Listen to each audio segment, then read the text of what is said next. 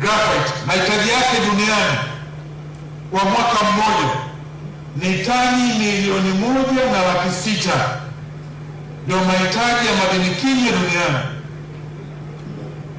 Nchi inayoongoza kwa uzalishaji mkubwa wa madini kinywe duniani ni China, inazalisha tani 1.2 sawasawa na 74% ya mahitaji ya madini kinywe duniani. Nchi ya pili ni Madagascar kutoka bara la Afrika, inazalisha tani 89,000.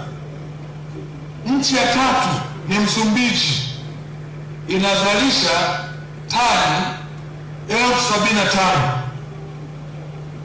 Nchi ya nne duniani ni Brazil, inazalisha tani 60,000 ya madini kinywe. Nchi ya tano duniani ni Tanzania, inazalisha tani 25,000. Sasa kwa nini nimesema hivyo? Tanzania ni kati ya nchi chache duniani zenye rasilimali kubwa ya madini ya kinywe, ambapo tukianza uzalishaji kwenye leseni zote za uchimbaji wa kati 27 na leseni 3 kubwa, tuna leseni 30 nchi zima, Tanzania ina uwezo wa kuipita China na ikawa mzalishaji wa kwanza duniani wa madini haya kinywe. Na sababu ni nayo. Sababu ni nini? Leo tunazalisha tani 25,000 kwa mwaka. Katika uzalishaji wa 30 ni 2 tu ndo wameanza kazi, Lindi Jambo pamoja na Gold Mwanga pale kwa Msisi Handeni. Hawa 2 tu ndio wanaozalisha tani 25,000.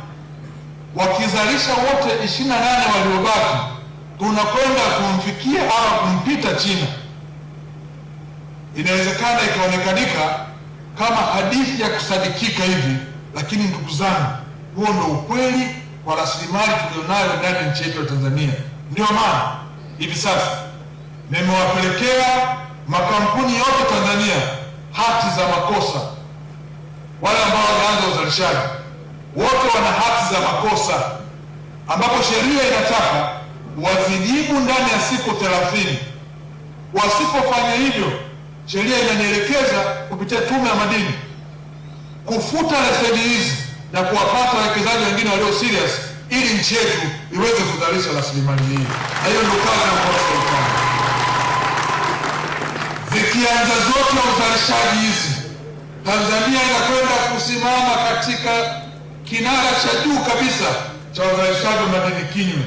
Na msijione wadogo, jipigeni kifua. Nchi yenu kubwa na rasilimali za kutosha, Mungu ametujalia. Ni kazi yetu sisi viongozi sasa kutengeneza mfumo mzuri ili wananchi wa Tanzania wanufaike na rasilimali hizi, na kazi hii ndio anaifanya Daktari Samia Suluhu.